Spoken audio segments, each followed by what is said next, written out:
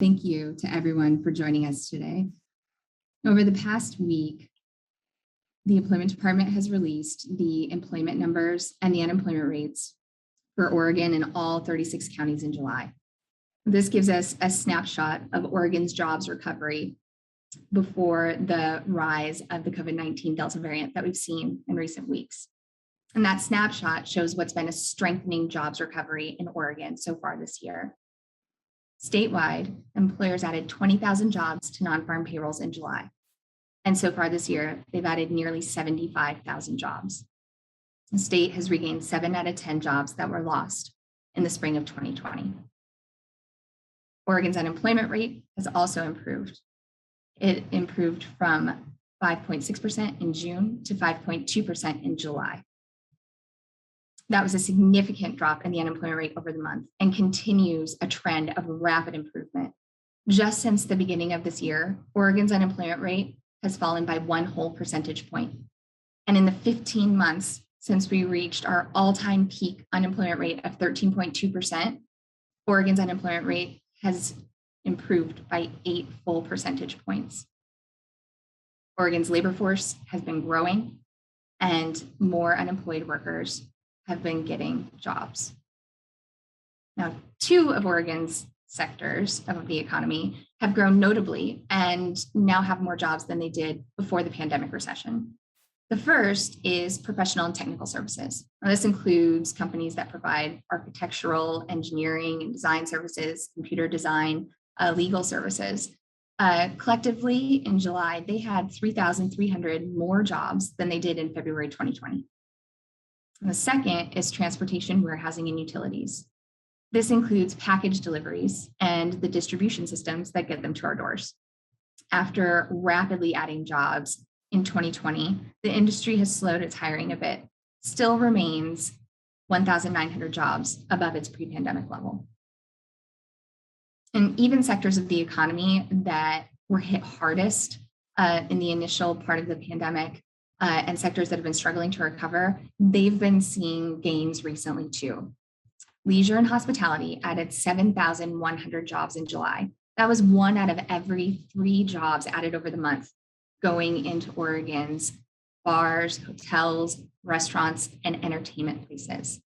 Leisure and hospitality has added 29,100 jobs so far in 2021 and has regained 60% of the jobs that were lost in the spring of 2020. Local government has been another area that has struggled, not only in initial COVID job losses, but it continued to lose jobs throughout 2020. They've added, so about half of local government is public K-12 and public higher education. They've added 17,300 jobs so far this year, and they're poised for a boost upon the return of full-time in-person instruction. Manufacturing is another area of concern. Manufacturers lost more than 15,000 jobs in the spring of 2020. While they've only regained 41% of those as of July, we've seen notable gains, particularly in durable goods manufacturing. Now, those are things that tend to last for more than a few years. And durable goods manufacturers have added as many jobs in the last 7 months as they did in the 33 months leading up to the pandemic. And we've also seen job growth across many areas of Oregon. Oregon's rural counties continue to run ahead of metropolitan areas in this jobs recovery. Collectively, Oregon's 23 rural counties have added back 3 of 4 jobs that were lost during the pandemic recession. But Oregon's metropolitan areas have been gaining momentum in recent months, and the strongest gains that we've seen so far this year have been happening in the Medford metropolitan area. And also we've seen strong gains in the Salem and Albany metros. Collectively, Oregon's metropolitan areas have gained back 3 of the 5 jobs that were lost in the spring of 2020. So the employment trends in Oregon through July have been encouraging with strong hiring and lower unemployment. That said, since July, we've entered this new phase of the ongoing pandemic. We're keeping a close eye on changes that come from the Delta variant, and any early employment numbers that we might see, employment effects, could show up as early as the August or September numbers, and we'll be publishing those in the coming weeks. And we're also closely tracking the upcoming end of the federal benefit programs related to the pandemic. And as we saw in the early stages of COVID-19 job losses and in the early pandemic unemployment claims activity, now too, we see that women in Oregon are more likely to be impacted by the end of the pandemic benefit programs. And with that, I'll turn it over to Acting Director David Gerstenfeld for more updates. Thank you. Thank you, Gail, and thank you everyone for joining us this afternoon. These strong job gains in Oregon are very good, very welcome news. And we know that even with a very strong job market, some people may need help finding work, and we encourage them to use our no-cost WorkSource Oregon services. As a reminder, WorkSource Oregon helps people find jobs and helps businesses find talent. And the reopening of local WorkSource Oregon centers across the state is a major milestone in Oregon's recovery from the pandemic. We're conducting in-person and virtual outreach to people through job fairs, email, and social media channels. We're organizing drive-through hiring events, which gives job seekers the opportunity to stay safe and have face-to-face interactions when applying for job openings. And we're hosting individual recruitments for employers on their work sites. Since we began our return to work efforts in late June, I'm happy to report that we've received nearly 31,000 calls at the WorkSource Oregon centers. We've referred people to jobs, helped connect people to resources that can reduce barriers keeping them from returning to work. We've helped people explore career options and training opportunities, assisted with iMatch skills and work search requirement questions, and much more.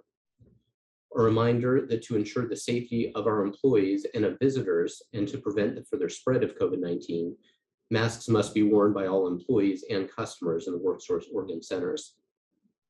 And to reduce wait times, we do encourage people to first call their local WorkSource Oregon center and make an appointment if they're seeking in-person services.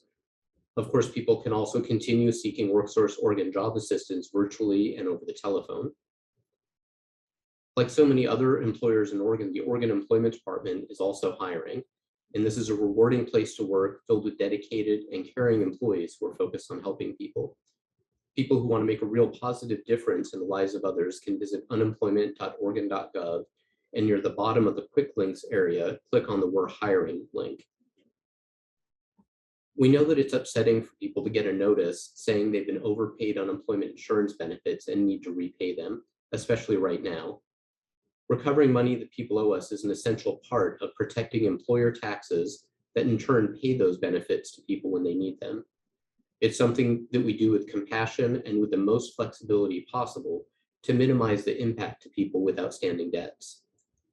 We are required by law to pursue the collection of improperly paid benefits.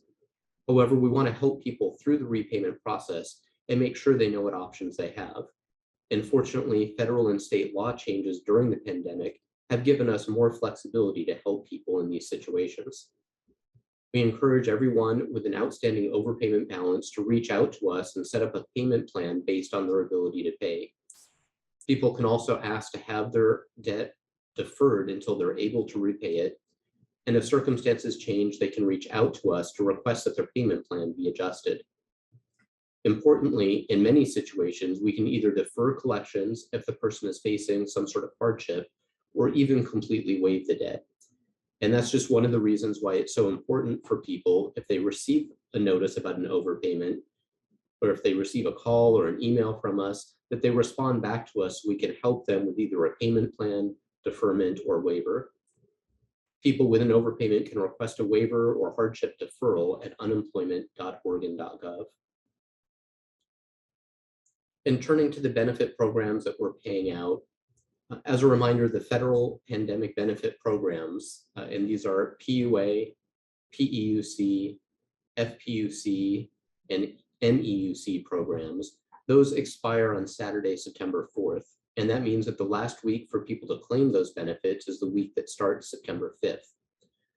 We've notified all 600,000 plus people who received benefits from us at some point during the pandemic that these programs are expiring.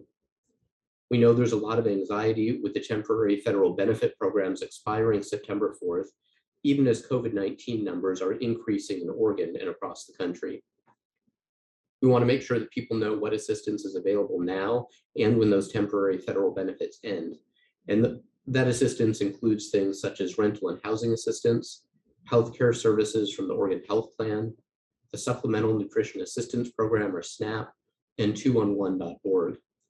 Our unemployment.oregon.gov resources page also lists programs for workers and for people who are self-employed and has links to other sites. Looking at the end of these federal programs, if the current labor market trends persist, as many as 81,000 people could see their unemployment benefits end on September 5th as those federal benefit programs expire. These temporary federal programs have provided much needed support to so many Oregonians during the pandemic. As of the week ending August 14th, there were about 59,000 people who received a total of $21 million in benefits under the PEUC program. Another 30,000 people received about $7 million under the PUA program. We have a number of people, about 28,000 people, that received regular unemployment insurance benefits that week, and that program will of course continue.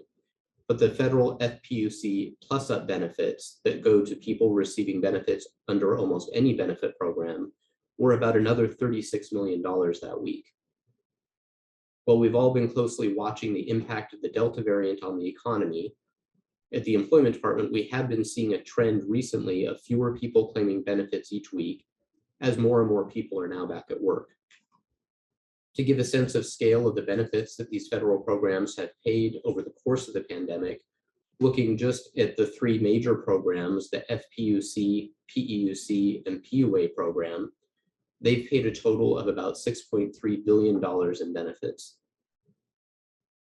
The end of these programs is very hard and sobering news to hear, but we do have a bit of good news. When claimants reached the 1-year mark on their claim, they had to file a new claim for benefits to see which program they might be eligible under. Complicated federal rules addressed when people on the PEUC program had to move to a new regular unemployment insurance claim, and when they could continue receiving benefits under the PEUC program, essentially deferring the new regular UI claim. What that means now is that there's about 11,000 people who had been receiving PEUC benefits, but who have a deferred claim, and they can continue receiving benefits even after the PEUC program ends. They'll receive benefits under the regular UI program on that new, previously deferred claim as long as they remain eligible. Also, starting September 5th, when the federal benefit programs end, the waiting week for new unemployment insurance benefits claims is reinstated. The waiting week means that people will need to wait until after the second week they're eligible for UI benefits to begin receiving those benefits. People do still need to file a weekly claim for the waiting week and complete the required work search activities. Last year, Governor Brown declared an emergency because of COVID-19 and waived the waiting week during the pandemic so that people could receive benefits the first week they filed a claim. Even after the expiration of that emergency declaration, the governor waived the waiting week further through the duration of these federal pandemic-related unemployment insurance programs. That further waiver of the waiting week was based on our finding at the Employment Department that this would help Oregonians by providing additional federal resources to people in need. With those federal pandemic unemployment programs ending, Oregon law now requires that the normally applicable waiting week resume. We've promised throughout the pandemic to be transparent, and sometimes that's meant sharing where we haven't met the aggressive customer service or other goals that we've set. This week, we have a piece of good news on those goals that I want to share. I'm happy to report that 93% of the Contact Us inquiries are now resolved within 7 days. Some of the more common reasons that people are using the Contact Us form are when they receive a letter from us and they have questions about it, if they want to request a hearing, or if they need to have their claim restarted. And although we have made tremendous progress in responding to these Contact Us inquiries, and with nearly half of calls being answered in 15 minutes or less, even as we're answering more calls on average now than the same time last year, we know that we have more work to do, and we're actively working and committed to reducing phone wait times. In total, since the start of the pandemic, the Oregon Employment Department has paid $10.7 billion to more than 612,000 people. Last week, that was about $100 million to 123,000 people. With the indoor and outdoor mask requirements returning, we're ready to pivot on a moment's notice to meet job seeker and employer needs and to continue helping people prepare for the end of the temporary federal benefit programs. For nearly 18 months, our employees have worked nonstop to help people receive their benefits and find work. I so value and appreciate their ongoing dedication to helping others, and I'm proud to be part of the team with them. And with that, I'm happy to try to answer any questions that people may have. This is Rebecca. So now we're going to open up the lines to members of the media to ask questions. We will call on you on the order that you RSVP'd. So please make sure you state to whom you are directing your question. And as a reminder, if you are joining us by phone, be sure to hit *6 to unmute yourself. And if you are having problems, please email oed_communications@oregon.gov. And so we are going to start with, one second, Peter Wong with Pamplin Media. Peter, do you have any questions?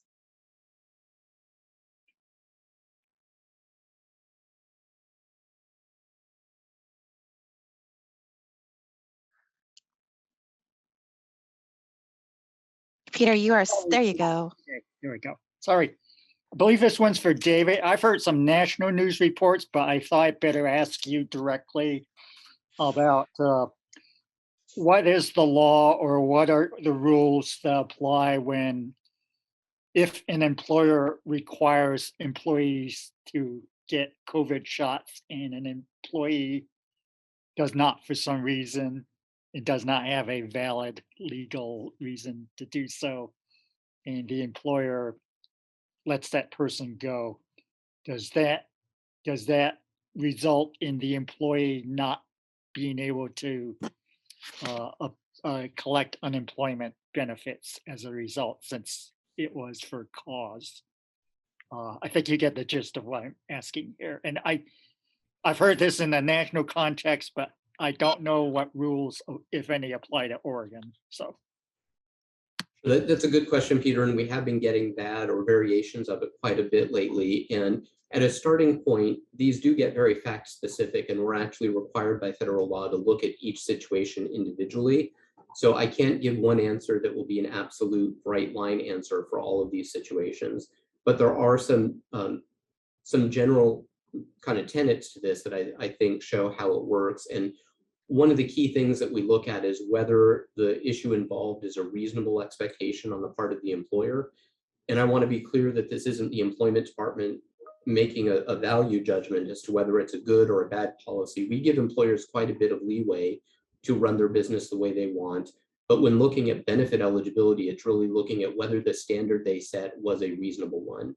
In broad strokes, requiring somebody to be vaccinated during the midst of a worldwide pandemic is a reasonable policy. So if somebody doesn't follow that policy and they don't have a good reason, it very well could result in their not being eligible for benefits. There's a couple of big exceptions here. And for instance, if somebody has a medical disability that means that they shouldn't get the vaccine, then they would not be they wouldn't give up their right to unemployment benefits if they don't get vaccinated because of that disability. And the same goes if it's because of a sincerely held religious belief. So I think the key takeaways is that we do have to look at each situation individually, that there are some categories where people probably can get benefits even if they don't get vaccinated when their employer tells them that they have to, but that those are pretty narrow. It's when there's a medical disability or that sincerely held religious belief. In general, if the employer has that reasonable expectation and someone could comply with it but chooses not to, they very well might not be able to get unemployment benefits if they choose not to get vaccinated. okay, that's a fair answer. For Gail, I'm not sure who's following whom, since Josh Lehner put out a blog based on your department's report last week, and then this morning they reported to the legislature. And I guess the upshot was they are also hedging their forecasts on the COVID, the status of COVID. They said they don't foresee any big changes as long as there are no severe business or widespread business curtailments or shutdowns. Now, obviously, uh, nobody can predict how this pandemic is going to go, but is that a reasonable conclusion? Yes, we have been in close contact over the months, Zoom and Teams and by phone with the Office of Economic Analysis. We've really been closely collaborating and making sure that we can all see the aspects that we think might affect the labor market as the pandemic continues to change. And yes, I agree with their assessment. And it's been mine as well. I think we spoke about this the last time there was a live media briefing in that in terms of employment impacts that could be happening related to the pandemic, really the things that we've seen have big employment impacts have been when there have been changes to business operations for public health and safety. And so that is something that can impact employment, specifically in industries. The other thing is people choosing to stay home to stay away from the pandemic. And so that can voluntarily reduce foot traffic into businesses. And so those are the potential risks of the COVID-19 variant.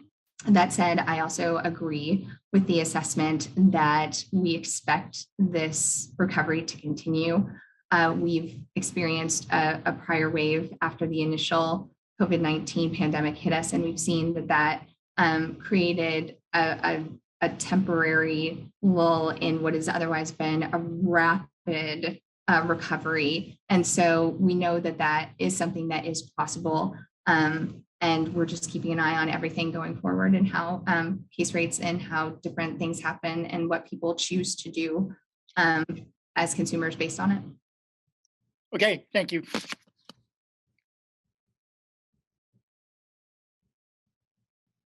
Okay, next up we have Bill Poehler with the Statesman Journal. Yeah, hi. So my first question is for David, my follow-up for Gail. David, you said 81,000 people could see their unemployment end September 5th. Out of how many is that? Do you know? Yes, if you give me just a minute. And again, these numbers are constantly shifting because we have seen that strong job market where we've had a lot of people going back to work. But if we look at that week of August 14th, I think we had a total of about, well, I said it was about 28,000 people that were on regular unemployment insurance benefits that week. And then there's the other 11,000 that are on PEUC, but that will be able to likely transition over to regular unemployment. There are a relatively small number of people that are in other benefit programs, WorkShare, some of the trade assistance programs. But I think if you look at the number of people that will that have been receiving benefits that are likely to continue, it's that 28,000 plus 11,000 number, and then a few thousand more in some of the more specialized benefit programs. Okay, so that's roughly 120,000 total that have been receiving benefits. Yeah, sorry, I'm just right. Yeah. As back of the envelope math, yes, it's Right. around there. It shifts quickly, and I just hesitate to give an absolute number without making sure I have everything done correctly. But that is pretty close.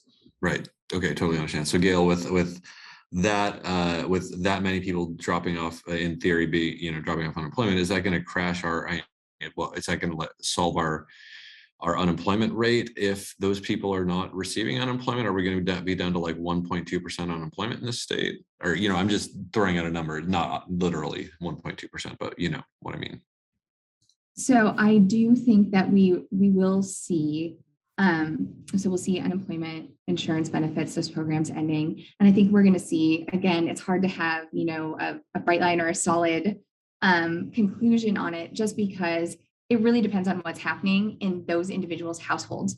So as we saw from the Office of Economic Analysis this morning, household income in Oregon is 10% above where it was before the pandemic.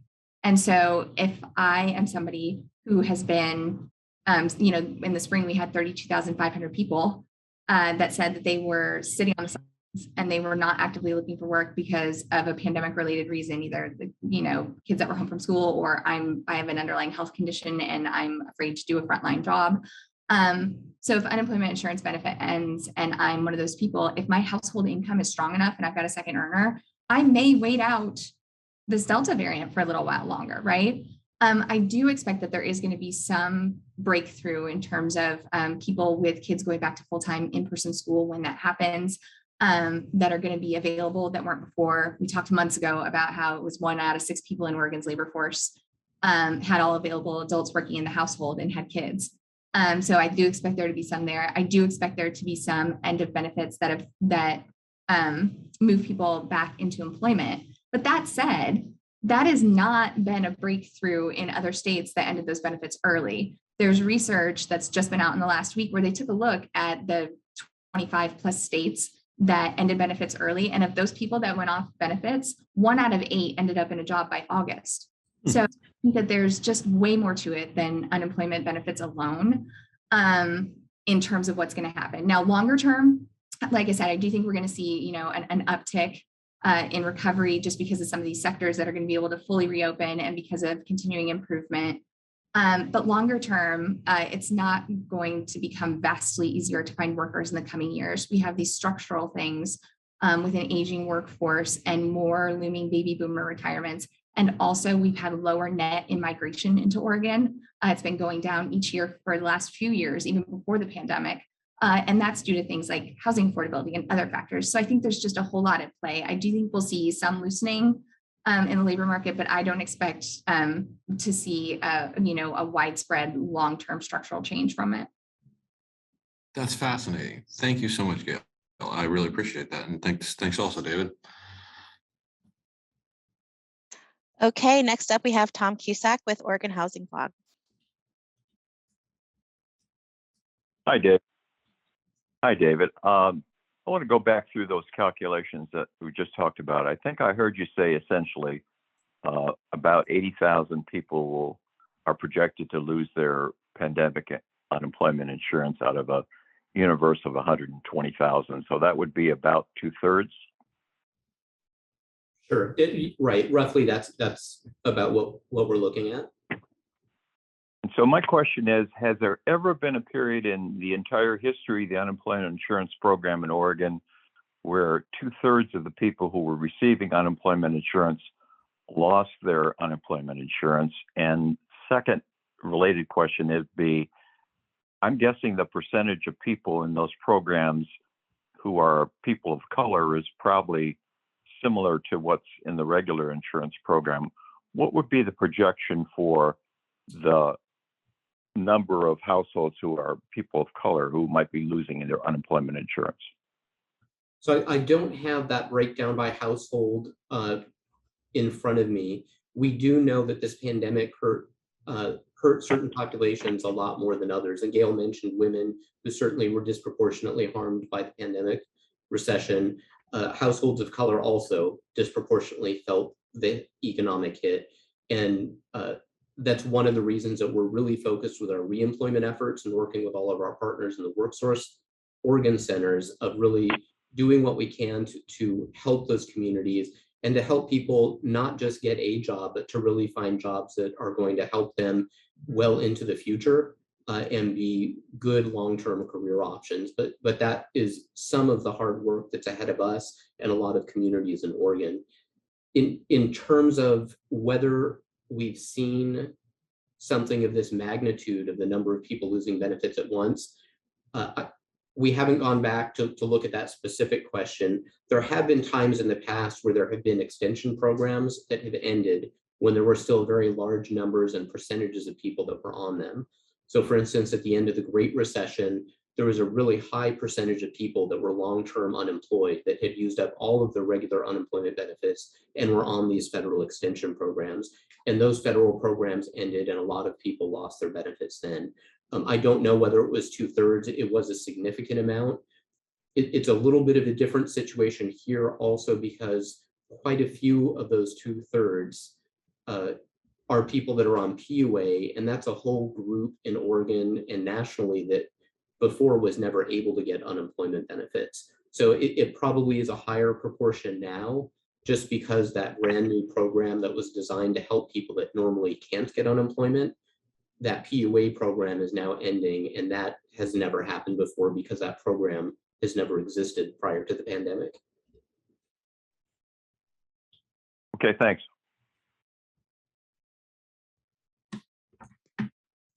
Okay, next up we have Mike Rogway with the Oregonian. Hi, David. Hi, Gail. David, I have another math question for you. As I understood, you running off the people who were getting benefits under the programs that were going away. I had 21 million for PUC, 7 million for PUA, 36 million from the $300 weekly total. I think that works out to about 64 million. Is that right? That is right. Yeah, that's for that week. It was about $64 million in those. Okay, but you expect it'll be a little lower than that by Labor Day? Right. It's been going down a little bit each week as more and more people find jobs. Okay, good. And I've asked you in prior weeks, but I don't think I've asked you since this actually happened. But I can't remember whether it was this month or last month that people started to have to demonstrate that their job search was continuing. Did you see any notable drop off in people receiving benefits after that kicked in? I'll give a little bit of a few kind of caveats here. That there are so many things shifting at once that it's hard to look at a trend and know exactly what causes it. Rebecca's talked about all the kind of economic factors that are at play, changes in the pandemic, changes in job openings and all of that. But when we look at the trends of people filing for benefits and the number of people that have issues that we have to adjudicate regarding work search, we didn't see a real big shift there. So I think when you had asked before, Mike, I had shared that from what we were seeing, it looked like the vast majority of people were trying to get back to work, were doing their work search activities, and that this would be kind of an easing in of that requirement to make sure there were and to give us tools to help them do that more effectively. But we didn't think that it would result in a big change in how many people were able to get benefits. And that seems to be being borne out as we're watching things unfold. Good. Thank you very much. Mm-hmm.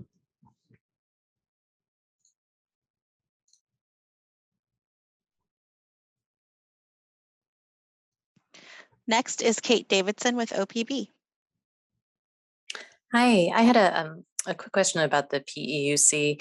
The 11,000 people who could go back to UI after this, I guess the question is, do they know who they are? And forgive me, I didn't jot down the number. Is that most of the people receiving PEUC now or a fraction of it? It's a fraction. That week in August, there were about 59,000 people that were receiving PEUC. So there are still, unfortunately, a lot of people that had used up all of their regular unemployment that did not qualify for a new claim. So really, it was just those federal extensions that were available, and those programs are ending. For the about 11,000 people who do have another regular unemployment claim that they can shift to, we notified them when they first filed their new claim.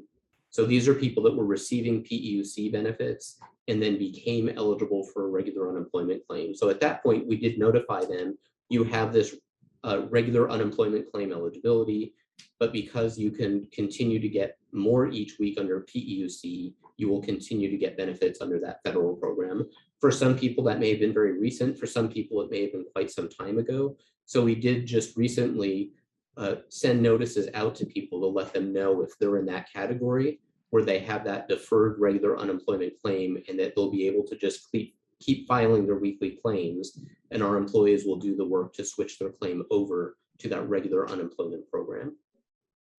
And just to dovetail on what Mike was just asking, in terms of the declining numbers of people receiving benefits, he was asking sort of whether work search requirements, whether the agency had stopped, a noticeable number of payments because of work search requirements. And I guess the extension of that question would be, have a noticeable number, a significant number of people had their benefits stopped by the agency because of PUA paperwork? Like, what is the status at this point of people who have just kind of dropped off and people who the agency has stopped their benefits for one reason or another.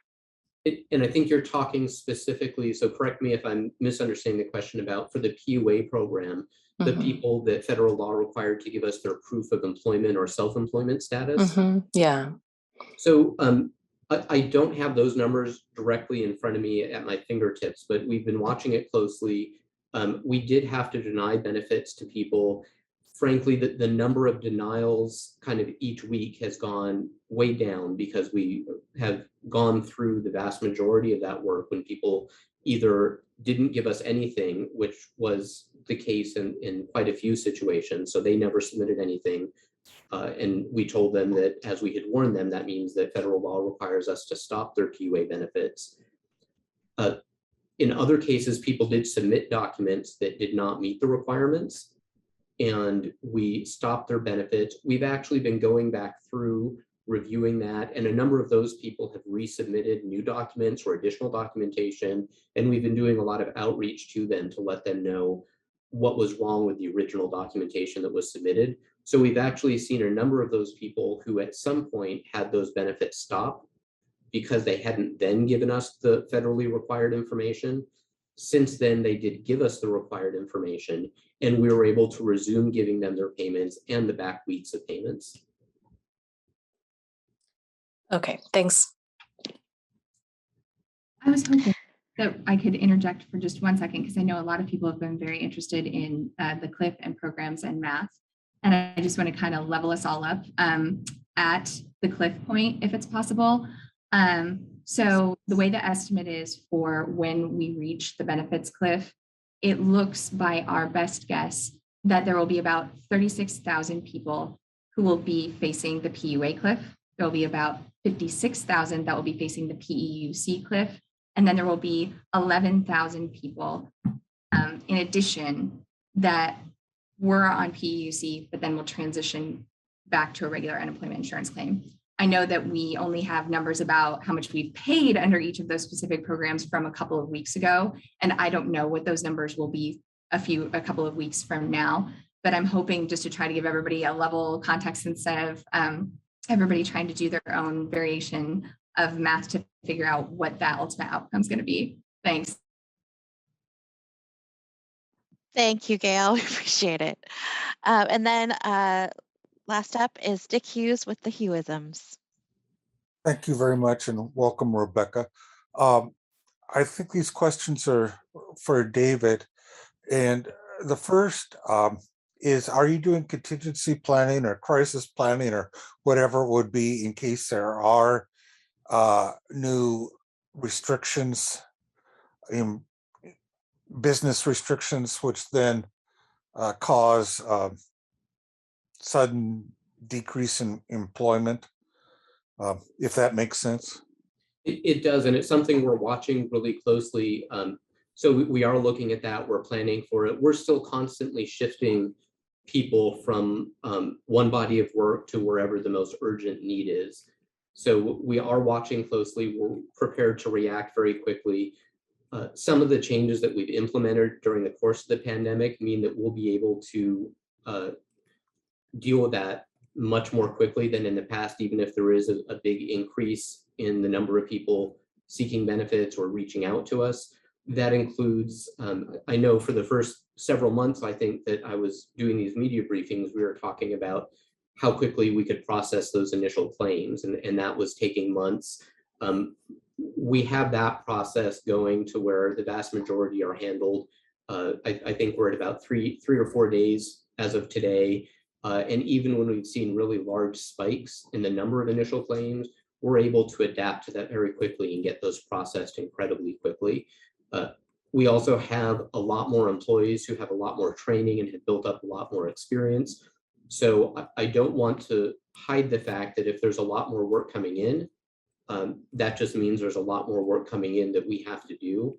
But we certainly are planning for that and watching it. And if more people are needing help with benefits because the economy has shut down further, then we would do what we've done before. And we have people who have become real unemployment benefits experts who have shifted to helping people find new jobs.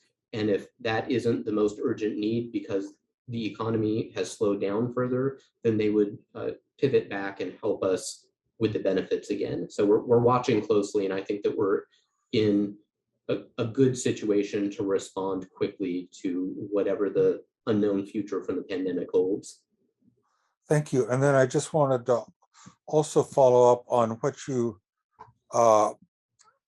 said at the beginning regarding repaying benefits.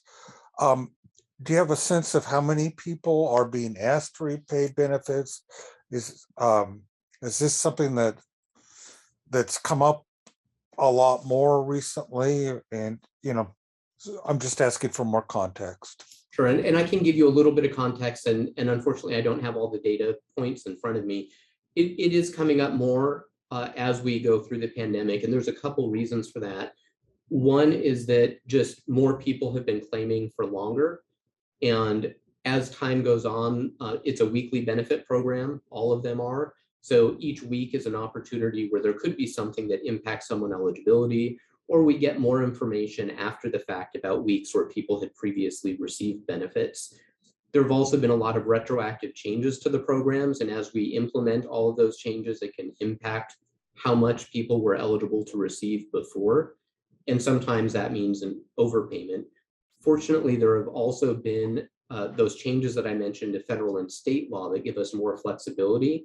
So we had pretty much put a pause on any collections activity when the pandemic hit, because we were focused on getting people their benefits, and we knew that the vast majority of people were in such a dire situation.